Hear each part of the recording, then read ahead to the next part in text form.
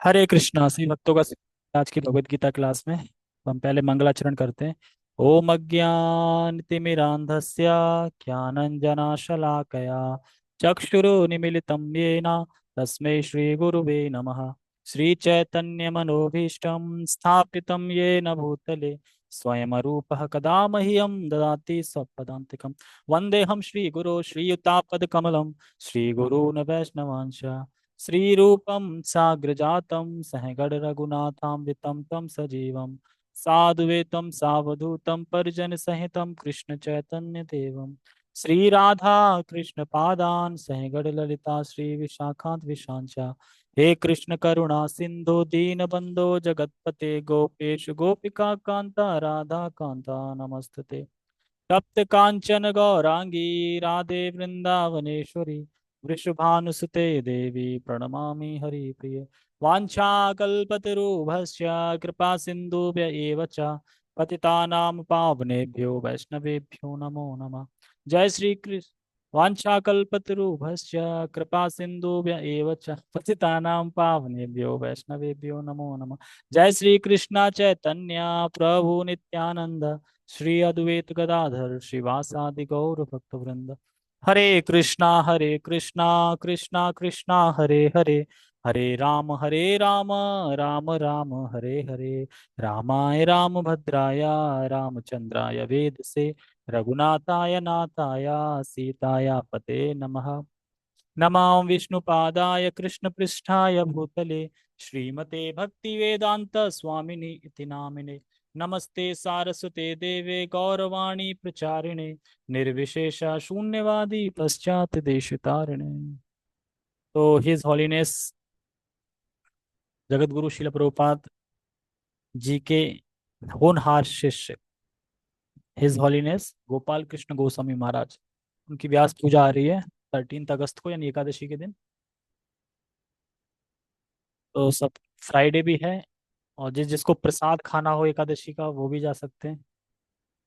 और जो ग्लोरिफिकेशन सुनना चाहते हो शिला एक तरीके से गुरु महाराज कहीं नहीं गए, गुरु महाराज हैं यहीं पे अपने वाणी के रूप में अपने लेक्चरों में कथाओं में हैं। तो हम आज श्रीमद् भगवत गीता यथारूप को पढ़ेंगे। कहाँ गया?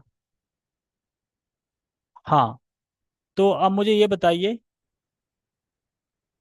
कि हम कहाँ पे थे, क्या चर्चा चल रही थी, लास्ट में क्या चर्चा हुई थी श्रीमद् भगवद गीता में। आप वहां पे हैं, उधर क्यों बैठ गए? इस वाली टोली में आ गए हैं क्या? तो वहां लेट जाओ जाके सामने। तो नहीं गद्दा उधर करते। समझ में आया क्या चर्चा हुई थी? किसी कुछ याद है बताओ? हाँ, 10 रुपये फाइन रखो यहाँ पे। कोई तो बताओ क्या चल रहा था, चल क्या रहा था, हम क्या पढ़ रहे थे?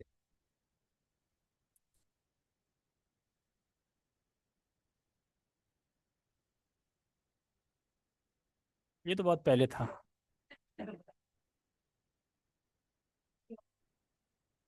जब हमने भगवत गीता का लास्ट कथा करी थी उसमें क्या बोला गया था, उसमें मतलब लास्ट में क्या था? जब बोलते ना ठीक है अब हम पढ़ेंगे कल, तो उससे पहले क्या बोला था?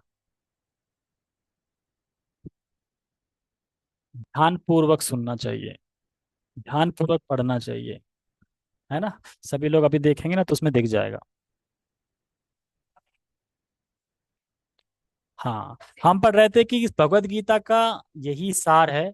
सारांश यह है कि भगवत गीता दिव्य साहित्य है जिसको ध्यान पूर्वक पढ़ना चाहिए। हमने लास्ट में चर्चा की थी कि जैसे एग्जाम होता है तो कितना ध्यान पूर्वक पेपर को पढ़ते हैं, पेपर आता है तो, और फिर जैसे ही पेपर आता है फिर उसमें लग जाते हैं। ये चीज हमने सुनी थी लास्ट में। तो इसके बाद अब यहीं से जो गीता के महात्म हैं वो स्टार्ट हो जाएंगे और अलग अलग शास्त्र बताएंगे कि भगवत गीता पढ़ के क्या लाभ है, मतलब भगवत गीता पढ़ के हमें क्या लाभ प्राप्त होगा। और भगवत गीता एक ऐसा शास्त्र है कि अगर इसको पढ़ लिया तो सब कुछ पढ़ लिया, फिर कुछ पढ़ने की जरूरत नहीं है। तो फिर श्रीमद् भागवतम तो फिर पढ़ेंगे नहीं, अब खूब बंद करके रख देंगे, अब तो पढ़ना ही नहीं, अब तो लिख दिया इसी में। तो श्रीमद् भागवतम भगवत गीता में कोई भेद नहीं है, अंतर नहीं है। इसमें सिद्धांत है, उसी सिद्धांत का विस्तार से, इसी सिद्धांत का विस्तार से वर्णन किया है किस में वर्णन किया है? श्रीमद् भागवतम में। तो श्रीमद् भगवत गीता, श्रीमद् भागवतम सिमिलर है, मतलब कि उसमें लीलाओं का वर्णन है, भक्तों का गुणगान है। जैसे आज ही मैं सुन रहा था उसमें,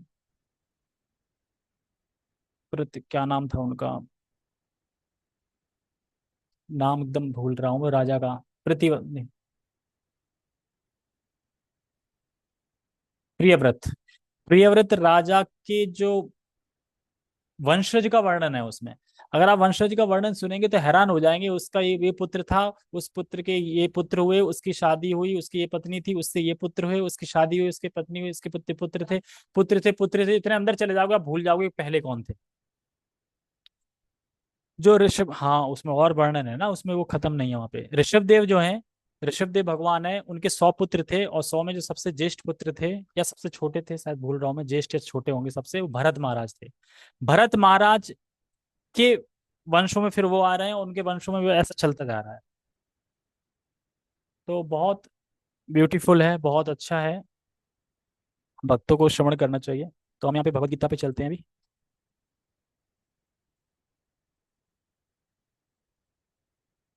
तो भगवत गीता सार है, सभी वेदों का सार, सभी वेदों का जो निचोड़ है वह भगवत गीता है। सारांश यह है कि भगवत गीता दिव्य साहित्य है जिसको ध्यान पूर्वक पढ़ना चाहिए। एक सेकंड, मैंने लाइव किया था क्या? हाँ, नेट लगवाना ही पड़ेगा, बहुत स्लो चल रहा है।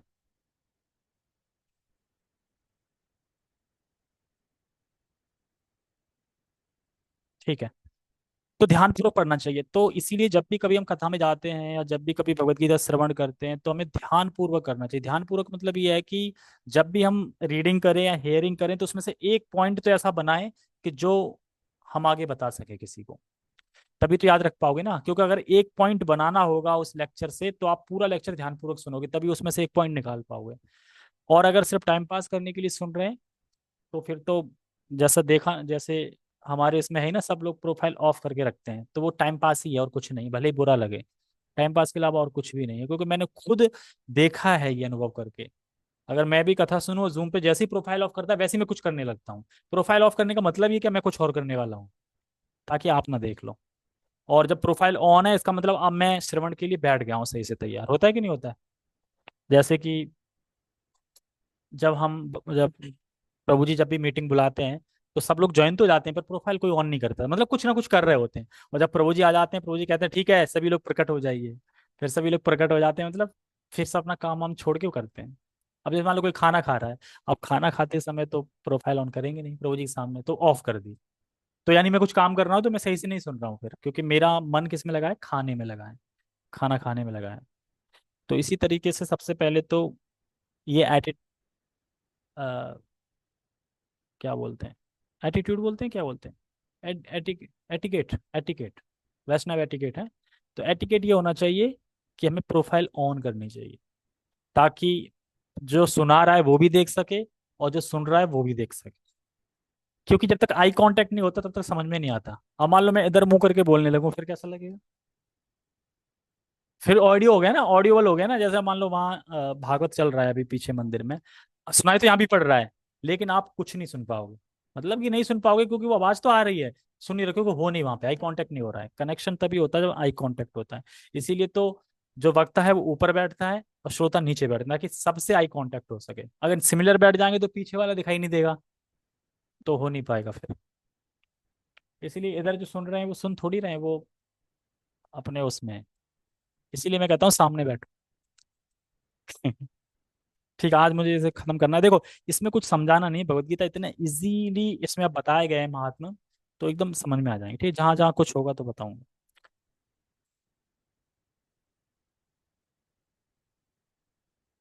गीता शास्त्रम इदम पुण्यम यह पठेत प्रयता पुमान। यदि कोई, अभी ये महात्मा पहला है, यदि कोई भगवत गीता के उपदेशों का पालन करे तो वह जीवन के दुखों तक कष्टों से मुक्त हो सकता है। जो भी उपदेश दिए गए ना भगवत गीता में, उनका अगर कोई पालन करे दृढ़ता से, गंभीरता से, तो जो भी दुख कष्ट है उनसे मुक्त हो जाएंगे। कैसे? फिर क्या बीमार नहीं होंगे? मुक्त हो सकता है, क्योंकि पढ़ेगा, गंभीरता से करेगा तो है ना, अब नहीं करेगा तो नहीं होता है। हो सकता का मतलब यहाँ पे ये बता रहे हैं, अगर कोई भगवत गीता के उपदेशों का पालन करे, यानी ये बता रहे हैं कोई कर भी सकता है, कोई नहीं भी कर सकता, जो करेगा तो हो सकता है उसका, और जो नहीं करेगा उसका नहीं हो सकता है। तो इसमें हो सकता है वर्ड यही है कि होगा। अब मैं ये, मेरा प्रश्न ये है कि दुखों और कष्टों से मुक्त हो सकता है कैसे? हम तो अभी भी देख रहे हैं भक्त लोग, जैसे एक भक्त का अभी एक्सीडेंट हो गया, पैर में प्लास्टर चढ़ गया, हम तो अभी भी देख रहे हैं वो कष्ट में है। फिर इसमें कैसे कह रहे हैं कि पालन कर रहे हैं, डिवोटी फुल टाइम दे रहे हैं भगवान को, फिर भी कुछ ना कुछ हो ही जाता है। जैसे एक प्रभु जी हैं जो 2 बजे का जब लव फीस्ट प्रसाद होता है तो उसमें प्लेट लेते हैं, अब उनका एक हाथ ही पूरा डैमेज हो गया, देखा है कैसे? वो तो सेवा कर रहे थे, कैसे हो गया? तो कैसे समझेंगे इसको? ये तो फेथ कम हो जाएगा। वो तो खैर दिव्य धरातल पे है, वो तो हमें शरीर से लग रहा है, मतलब यही कहने का मतलब है कि हमें देखने से लग रहा है वो तकलीफ में है, लेकिन वो तकलीफ में नहीं है। यानी दुखों से कष्टों से मुक्त हो जाएगा अगर भगवत गीता के उपदेशों का पालन करेगा तो। और भगवत गीता में सबसे पहले क्या है? प्रणिपातेन परिप्रश्नेन सेवया। तो ये जो जो ज्ञान को तत्व से जानते हैं जो गुरु हैं, वो आपको फिर कृष्ण के बारे में बताएंगे। तो पहले हमें जाना पड़ेगा, विनम्रता पूर्वक प्रश्न करने पड़ेंगे, फिर वह उपदेश देंगे। तो जाना पड़ेगा, वही है। हिज होलीनेस भक्ति आश्रय वैष्णव स्वामी से बताते हैं, आपको कुछ नहीं करना है, बस इस्कॉन से चुपके रहना है, कुछ नहीं करना है। क्यों? क्योंकि करवा दिया जाएगा आपसे। आप नहीं करोगे, आपसे करवा दिया जाएगा, तो करवा ही रहे ना। अभी तक जब से हम चिपके हैं तब से करवा ही जा रहा है ना, हम कौन सा कर रहे हैं, करवाया जा रहा है हमसे, और करना पड़ता है। तो उसी तरीके से जैसे कि अभी यूथ फेस्टिवल होने वाला है, हिज ग्रेस अमोघ लीला प्रभु जी और हिज ग्रेस रसराज प्रभु जी, और एक कोई कमिश्नर, कोई पुलिस वाले हैं कोई साइबर कैफे के, उनसे इंटरव्यू होगा बड़ा फर्स्ट क्लास, साकेत धाम में। कहाँ है साकेत धाम? एक ऊपर है और एक यहाँ पे है मेहरौली रोड पे। तो हम जाएंगे उसमें, 11 संडे को होगा, शायद संडे सैटरडे में किसी एक दिन होगा, 11 बजे है उसमें, ओनली फॉर बॉयज अलाउ है। तो बड़ा आनंद आएगा उसमें, कि कहीं भी नहीं हो सकती माता जी खड़ी माता जी पीछे भी नहीं हो सकती, ठीक है। भय शोकार्ति वर्जिता, वह इस जीवन में सारे भय से मुक्त हो जाएगा और उसका अगला जीवन आध्यात्मिक होगा। समझ गए? जो भी उसका शोक आदि जो भी है ना, उन सब से वह मुक्त हो जाएगा, और जीवन में जितने भी भय हैं उन सब से मुक्त हो जाएगा, और उसका अगला जीवन कैसा हो जाएगा? आध्यात्मिक। इस जीवन में रहते हुए उसका भय चला जाएगा, उसका दुख चले जाएंगे, उसके कष्टों से मुक्त हो जाएगा, और अगला जीवन आध्यात्मिक जीवन होगा। और आध्यात्मिक जीवन में क्लेश है, दुख है, कुछ नहीं है, वहां पे सिर्फ आनंद है, प्रेम है, क्योंकि वहां पे हर कोई कृष्ण के लिए जीता है। वहां पे सेंटर कृष्ण है, कैसे मैं कृष्ण को प्रसन्न करूं, कैसे मैं कृष्ण को प्रसन्न करूं, गोपियां सोचती हैं कि मैं कैसे कृष्ण को प्रसन्न करूं। बताते हैं उसमें कृष्णा बुक में और श्रीमद् भागवतम 10th कैंटो में, कि जब बांसुरी बजाते थे कृष्ण, तो गोपियां जो कुछ भी कार्य कर रही हैं, मान लो कोई अपने बच्चे को दूध पिला रही हैं, कोई पति को खाना खिला रही हैं, कोई कुछ कर रही है, और जैसी बंसी बजती थी, बांसुरी बजती थी, बच्चे को दूध पिला रही तो अलग रख दिया, पति को खाना खिला रही तो छोड़ दिया, और चल दी सीधा। और ससुर पीछे से बोलते कहाँ जा रही है, अरे कौन सुनता है ससुर की, फिर जा रहे हैं हम बस। और पहुंच जाते थे कहाँ पे? जहाँ कृष्ण बांसुरी बजा रहे थे, निर्भय होके। यानी हर कोई कृष्ण को प्रसन्न करना चाह रहा है वहां पे, हर कोई। गीता महात्म्य 1, तो एक गीता महात्म्य में हम क्या समझे? जो कोई भी भगवत गीता के उपदेशों का पालन करता है तो वह शोक और दुष्ट से, सॉरी, शोक और कष्टों से मुक्त हो जाएगा, और उसका अगला जीवन क्या होगा? आध्यात्मिक। अब दूसरा महात्म्य, एक अन्य लाभ भी होता है। तो ये भगवत गीता के लाभ बताए जा रहे हैं अभी, ठीक है? तो क्यों बताए जा रहे हैं? ताकि यहाँ सुन लेंगे तो पूरा भगवत गीता सुनेगा, अच्छा लाभ है इतना, ओ फिर तो सुनना चाहिए भगवत गीता। गीताध्ययनशीलस्य प्राणायाम परस्य च नैव शान्ति पापानि पूर्व जन्म कृतानि च। यदि कोई भगवत गीता को निष्ठा तथा गंभीरता के साथ पढ़ता है, निष्ठा समझते हैं कि जो लिखा है वो सही लिखा है, उस पर उसकी निष्ठा है पूरी, और गंभीरता से पढ़ता है, गंभीरता से का मतलब यह है कि टाइम पास के लिए नहीं पढ़ता है, वह आगे बढ़ना चाहता है, जानना चाहता है, प्रचार करना चाहता है, इसलिए पढ़ता है, इसलिए करें गंभीरता से। तो भगवान की कृपा से उसके सारे पूर्व दुष्कर्मों के फलों का उस पर कोई प्रभाव नहीं पड़ता। समझ में आ रहा है? जैसे मान लो पूर्व जन्म में कुछ आपने पाप किया है, अब उसका दुष्कर्म आएगा, लेकिन उस दुष्कर्म का कोई प्रभाव नहीं पड़ेगा उस पे इस जीवन में रहते रहते, अगर वह भगवत गीता को गंभीरता से पढ़ता है। अब मैंने तो ये सोच लिया कि कृष्णा बुक ला जाके ऑफिस में रख दूंगा और पूरे जीवन वही पढ़नी है। जब भी टाइम मिलेगा चैप्टर 1 से स्टार्ट करूंगा, 90 चैप्टर है ना, पढ़ूंगा, फिर अब वो वहीं पढ़ता ही रहूंगा, रिपीट रिपीट, जब तक कि पूरी लीला याद ना हो जाए। कृष्णा बुक के लिए नहीं बोला, कृष्णा बुक तो लगातार पढ़ते रहो, पढ़े, उसमें लीला है, समझ रहे, उसमें लीला है। कृष्णा बुक तो कोई भी पढ़ सकता है। भागवतम, भगवत गीता, इसको गुरु से ग्रहण करनी पड़ेगी कि उसमें टीचिंग्स है, सिद्धांत है। उसमें लीला है, जैसे पूतना का वध कैसे किया, ये सब लीला स्टोरीज हैं। आपको स्टोरी क्लियर हो जाएंगी सारी, है ना। जब भी कभी कुछ उदाहरण देना होगा तो तुरंत आपको याद आ जाएगा वहां पे ये है 90 चैप्टर में, इस चैप्टर में। अभी तो चैप्टर के नाम ही याद नहीं होंगे 90 कौन कौन से हैं। दूसरा लीलाएं, पूतना थोड़े याद होगी, पूतना, सटकासुर, प्रलंबासुर, है ना, सारे असुरों के नाम भी याद नहीं होंगे अभी, लेकिन उसमें सब हो जाएगा। तो हर किसी को पढ़ना चाहिए, लेकिन ऐसा नहीं है कि आप सब छोड़ के वही पढ़ने लगो। एक एक्स्ट्रा टाइम में आप पढ़ते रहो, बाकी जो बोला गया है वो पढ़ो, एक्स्ट्रा टाइम में कृष्णा बुक ले लो और पूरा खत्म करके फिर से स्टार्ट कर दो। कौन से प्रभु जी हैं, उनका नाम बता रहे थे, भगवत प्रभु जी या कुछ और नाम था, यानी 80 बार या 130 बार कृष्णा बुक पढ़ चुके हैं, पूरी कंठस्थ है भगवान की लीला है उनको। अब मृत्यु के समय क्या याद आएगा, कृष्ण की लीला याद आएगी, क्योंकि वही याद है। तो कोई प्रभाव नहीं पड़ता। गीता महात्म्य 2, तो गीता महात्म्य 2 का समझ में आ गया, गंभीरता से निष्ठापूर्वक पढ़ता है। भगवान भगवत गीता 1866 में भी अंतिम अंश में जोर देकर कहते हैं, अंत में क्या कहते हैं भगवान, सर्वधर्मान परित्याज्य माम एकम शरणम व्रजा अहम त्वाम सर्व पापेभ्यो मोक्षयिष्या मोक्षयिष्यामि मा शुचा। सभी धर्मों को त्याग कर एकमात्र मेरी ही शरण में आओ, मेरी ही शरण में आओ, मैं तुम्हें समस्त पापों से मुक्त कर दूंगा, तुम डरो मत। इस प्रकार अपनी शरण में आए भक्त का पूरा उत्तरदायित्व भगवान अपने ऊपर ले लेते हैं और उसके समस्त पापों को क्षमा कर देते हैं। मलिने मोचनम पुंसाम जल स्नानम दिने दिने सकृ गीता मृत स्नानम संसार मलनाशनम।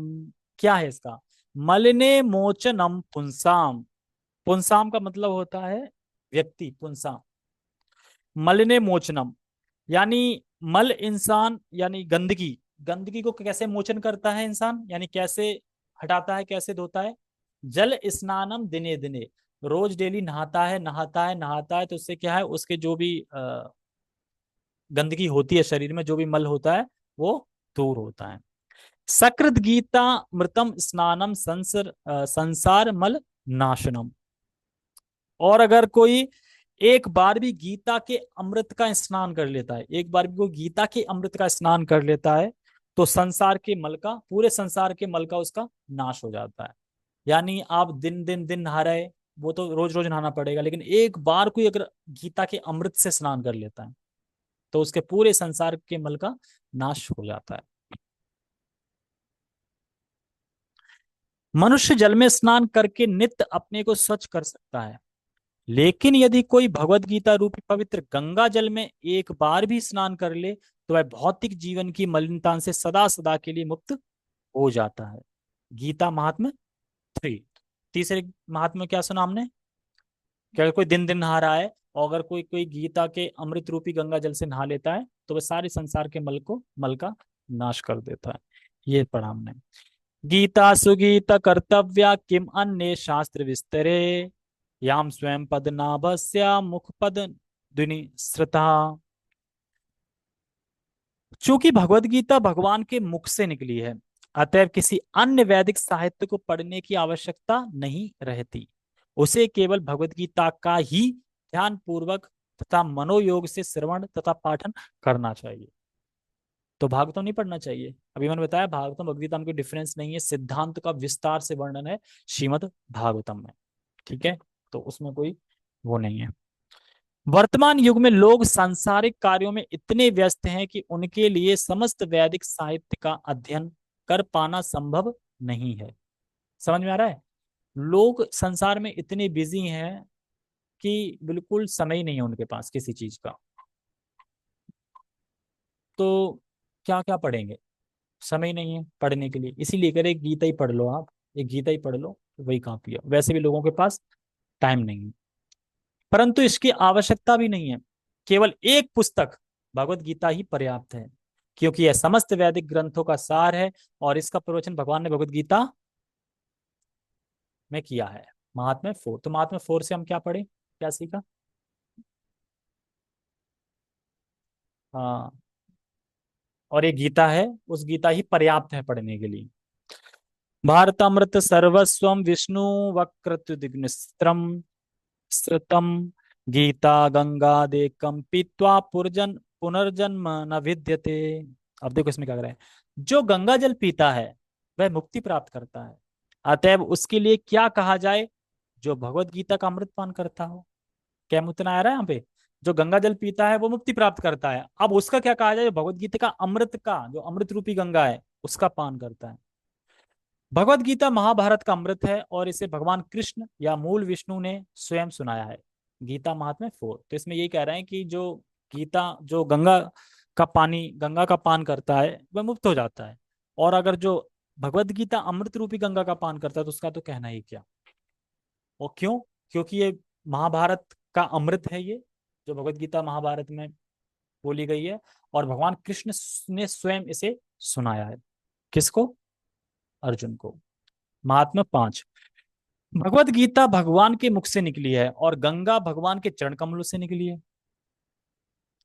निसंदेह भगवान के मुख तथा चरणों में कोई अंतर नहीं है, लेकिन निष्पक्ष अध्ययन से हम पाएंगे कि भगवत गीता गंगा जल की अपेक्षा अधिक महत्वपूर्ण है। क्यों? इसमें प्रभु जी बता रहे थे कि परम पूज्य गौर किशोर महाराज जी बता रहे थे कि लोग गंगा जल में स्नान करते हैं और स्नान करने के बाद फिर पीढ़ी पीते हैं। जैसे एक हाथी स्नान करता है और बाहर आके फिर धूल अपने ऊपर डाल लेता है, तो उसी तरीके से लोग क्या करते हैं, गंगा में स्नान तो करते हैं, आके फिर पाप करते हैं, फिर स्नान करते हैं, फिर पाप करते हैं। ये हमेशा चलता रहेगा। लेकिन अगर कोई गीता का पान करता है, एक बार भी आता है, क्लास में सुनता है और सुनता रहता है, तो कम से कम उसकी बीड़ी तो छूट जाएगी। लेकिन गंगा के स्नान से बीड़ी नहीं छूटने वाली, क्योंकि फिर पिएगा वो, फिर जाएगा, फिर पिएगा, फिर जाएगा। लेकिन गीता का प्रवचन से तो देखा ना कि कैसे भक्त बदल जाते हैं। जो नॉन वेज खा रहे थे वो वेज, कृष्णाटेरियन बन जाते हैं इस प्रकार से। तो इसीलिए इसमें अंतर को बता रहे हैं कि भगवत गीता का पान ज्यादा इफेक्टेड है गंगा के पान से, गंगा के उससे। और मतलब जो दुर्गुण होते हैं इंसान के, वो छूट नहीं पाते गंगा के स्नान से, क्योंकि वो दोबारा करने लगता है। लेकिन दुर्गुण, सारे दुर्गुण, सारे के मतलब ये कि जो भी उसमें है, मान लो दारू शराब पीता हो, नॉन वेज खाता हो, चाय कॉफी, ये सब छूट जाता है उसका, सिर्फ भगवत गीता के श्रवण से। भगवत गीता श्रवण से मतलब सब ले लेना, जो भी भागवतम कथा क्लासेस जो भी होती है इस्कॉन में, इनके श्रवण से सब छूट जाता है। तो हमें यह समझना चाहिए कि भगवान के यश से अधिक, भगवान की यश को श्रवण से अधिक जीव को कुछ भी पवित्र नहीं कर सकता। गंगा भी इतना पवित्र नहीं कर सकती जितना कि भगवान का यश जो है वो पवित्र कर सकता है। गंगा हर जगह मौजूद नहीं है। दिल्ली में है, कथा तो है ना, भगवान का यश तो है ना। जहां गंगा नहीं है, भगवान का यश तो वहां भी है। और भगवान के भक्त वहां पे हैं, भगवान भक्त तो हर जगह है।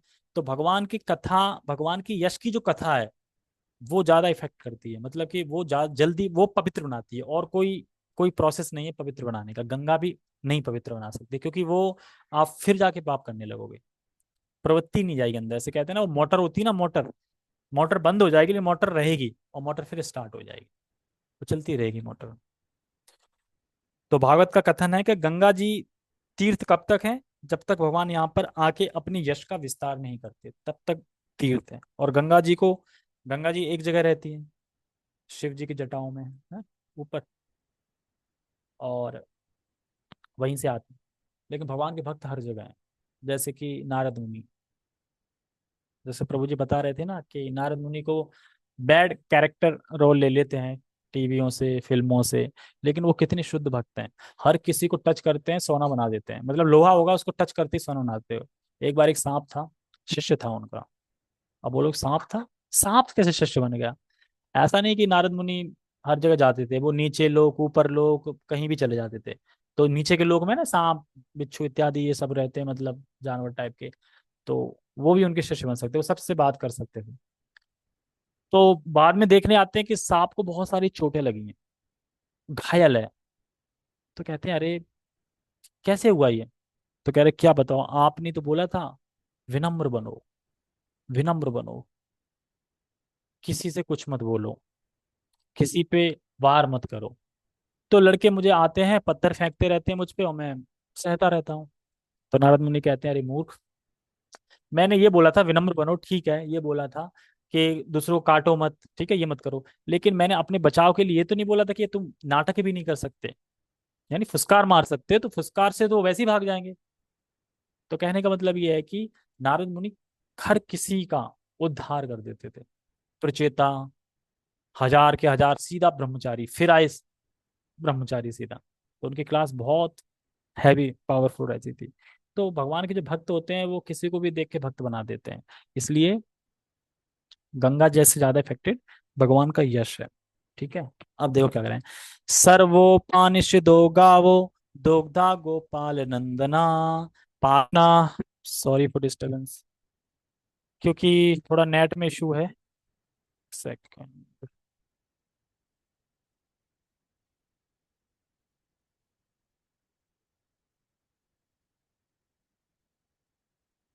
ठीक है, तो मैं ये श्लोक पढ़ रहा था आराम से। सर्वोपा सर्वो सर्वोपानिषदो गावो दोग्धा गोपाल नंदना, पार्थो वत्स सुधीर भोक्ता दुग्धम गीतामृतम महत। क्या कह रहे हैं? सर्वो सर्वोपन सर्वोपानिषदो सर्वोपान पानिषदो गावो, सारे उपनिषदों को अगर इकट्ठा किया जाए, उसमें नहीं आएगा, सारे उपनिषदों को अगर इकट्ठा किया जाए, जितने भी उपनिषद हैं इकट्ठा करें, तो ये गाय की तरह है, यानी सारे उपनिषदों को लिया तो एक गाय बन गई। दोग्धा गोपाल नंदना, और उसको कौन दो रहा है? उस गाय को कौन? दोग्धा गोपाल नंदना, गोपाल, नंद मतलब जो नंद बाबा के बेटे कौन है? कृष्ण। गोपाल है कृष्ण, कृष्ण। तो वो दो रहे हैं, ठीक है, तो यानी सारे उपनिषद को इकट्ठा किया, एक गाय बन गई, और गाय को कौन दो रहा है? कृष्ण। और कह रहे हैं पार्थो वत्सा, और उसके बछड़ा कौन बना है? अर्जुन, अर्जुन बछड़ा बना है, यानी गाय बिना बछड़े के दूध नहीं देगी। दो लोग या बिना बछड़े की गाय को। तो इसी तरीके से भगवान ने भगवद गीता का उपदेश दिया जब अर्जुन थे तब दिया, अर्जुन नहीं होते तो नहीं होता है उपदेश, क्योंकि बछड़ा नहीं है तो कैसे गाय देगी दूध, है ना। आगे कह रहे हैं सुधीर भक्तो दुग्धम गीतामृतम महत। तो कहने का मतलब यह है कि अत्यंत बुद्धिमान जो भोक्ता हैं, यानी जो भक्त जन हैं, दुग्धम गीता मृतम महत, माने उसको, उसके भोक्ता जो हैं, जो गीता रूपी अमृत रूपी दूध है, उसके भोक्ता कौन है? भक्त हैं। तो ये अब जो दूध निकल रहा है ना, उसके भोक्ता कौन है? उसका रस कौन लेगा? उसका रस लेंगे भक्त लोग। तो यानी सारे वेदों का सार हो गया गाय, और कृष्ण हो गए बोलने वाले, दो रहे हैं, और बछड़े हो गए, क्योंकि वो तभी तभी बोलेंगे ना, बछड़ा तभी दूध देगा, वो सॉरी गाय तभी दूध देगी। अब दूध जो निकल रहा है उसके भोग कौन करेगा? भोक्ता भक्त लोग, तो यानी हम पान करेंगे, यानी इसीलिए गीता हम सबके लिए लिखी गई है, हम सबके लिए भूली गई है। तो गीता बहुत अच्छा है, इतनी अच्छी है कि सभी आचार्यों ने टीका दी, जितने भी आचार्य है ना, सब ने टीका दी है, सबने लिखा है गीता बने, क्योंकि गीता है ही ऐसा, बता रहे हैं इसमें। और आगे पढ़ते हैं, थोड़ा और रह गया। यह गीतोपनिषद भगवद गीता जो समस्त उपनिषदों का सार है, गाय के तुल्य है, और ग्वाल बाल के रूप में विख्यात भगवान कृष्ण इस गाय को दोह रहे हैं। अर्जुन बछड़े के समान है, और सारे विद्वान तथा शुद्ध भक्त भगवत गीता के अमृतमय दूध का पान करने वाले हैं। गीता महात्म्य 6। एकम शास्त्रम देवकी पुत्रम गीतम एको देवी देवकी पुत्र एव, एको मंत्रस्तस्य नामानि यानि कर्माप्येकम तस्य देवस्य सेवा। समझे? एकम शास्त्र देव की पुत्र गीतम, एक ही शास्त्र होना चाहिए, कौन सा? भगवत गीता। बहुत से लोग बोलते हैं ना, अरे भगवान बहुत हैं हिंदू में, तो ऐसा नहीं है। एक ही शास्त्रम भगवत गीता, और कोई शास्त्र की जरूरत नहीं है। फिर क्या कह रहे हैं? एको देव, देवो देव की पुत्र, एक ही देवता होना चाहिए, एक ही देव होना चाहिए, कौन? देव की पुत्र कौन है? कृष्ण। फिर कह रहे हैं एको मंत्र से नामानी, यानी एक ही मंत्र होना चाहिए, एक ही नाम, कौन सा? हरे कृष्णा कृष्णा कृष्णा हरे हरे, हरे राम राम राम हरे हरे। और एक ही कर्म होना चाहिए, कर्माप्येकम तस्य देवस्य सेवा। एक ही कर्म होना चाहिए, क्या? भगवान की सेवा। चार चीजें समझ में आई? क्या क्या बताना? एक ही पुत्र होना चाहिए, पुत्र होना चाहिए कि कौन सा पुत्र? है सामने, अब बता, सामने बैठ के वो नहीं सुन रहे हैं तो जिनने प्रोफाइल ऑफ कर रखी वो क्या सुन रहे होंगे? शिवदयाल परमाल सत्यनारायण रामा सावित्री, ये क्या सुन रहे होंगे? पता नहीं, भगवान जाने। सुन रहे, भी पूछा जाएगा, ठीक है। एक ही शास्त्र है, देव की पुत्र गीतम। देव की पुत्र ने कौन सा गीत गाया है? देवकी का पुत्र कौन है, पहले ये बताओ। कृष्ण। कृष्ण ने कौन सा गीत गाया है? भगवत गीता। और एको देवी, देव की पुत्र देवों, मतलब सभी देवों में, सभी देवताओं में जो एक देव है वो कौन है? कृष्ण। और एक ही मंत्र है, हरे कृष्ण महामंत्र। और कर्मापेकम, एक ही कर्म है। कर्म यानी हम जो भी कुछ एक्टिविटी करते हैं वो एक ही होनी चाहिए, भगवान की सेवा, और कुछ नहीं होना चाहिए। अगर भगवान की सेवा के अलावा हम कुछ और कर रहे हैं तो वो हमारा भ्रम है और कुछ नहीं है। लेकिन भगवान की सेवा के लिए आप कर्म कर सकते हैं। जैसे कि खाना खाना है, क्यों? अरे जप करना है ना। एनर्जी रहेगी तभी तो जपा कर पाएंगे, तो इसलिए फिर खाने के लिए क्या करना पड़ेगा? खाना लाना भी पड़ेगा। लाने के लिए क्या करना पड़ेगा? पैसे भी चाहिए, पैसे के लिए जॉब भी करनी पड़ेगी, है ना? ये सब चीजें सारा उसमें आ गया ना। लेकिन गोल होना चाहिए भगवान कृष्ण की सेवा। ठीक है, तो हम इसको पढ़ते हैं, इसमें बहुत अच्छा है भी तो। है तो नहीं फिर, आज के युग में लोग एक शास्त्र, एक ईश्वर, एक धर्म तथा एक वृत्ति के लिए अत्यंत उत्सुक हैं। एक होना चाहिए, जैसे मुस्लिम में होता है।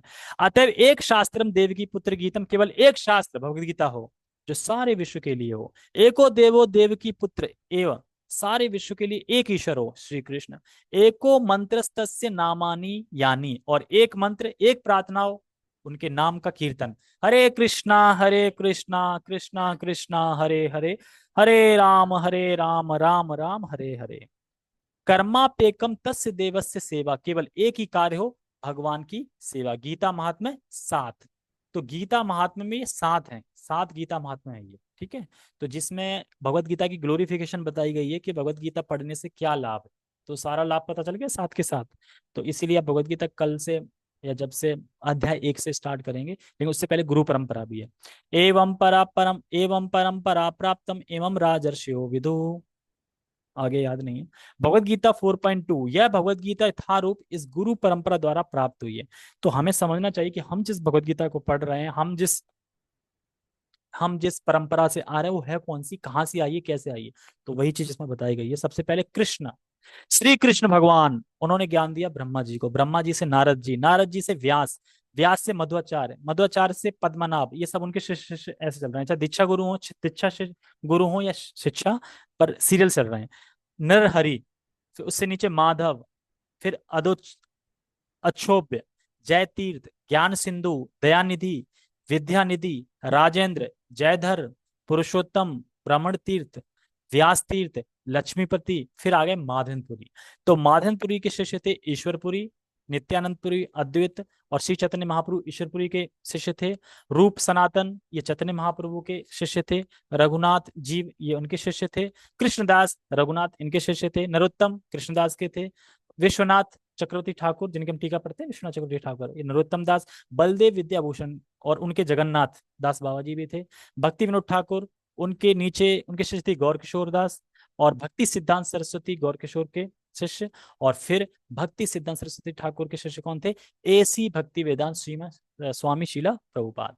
तो इनके द्वारा हमें यह ज्ञान प्राप्त हो रहा है। तो ये जो भगवत गीता का ज्ञान है, ऐसे ही नहीं है कि हम ऐसे ही कहीं से पढ़ रहे हैं। ये पूरा श्रृंखला दी है गुरु परंपरा की, इस तरीके से। तो आज हमारा भूमिका समाप्त हुई। 57 दिन लगे हैं इसमें, 57 डे, 57 डे में फिनिश कर पाए हैं। अब उसके बाद हम अध्याय 1 से स्टार्ट करेंगे, धृतराष्ट्रवाचा से। कुरुक्षेत्रे धर्म क्षेत्रे कुरुक्षेत्रे, वहां से।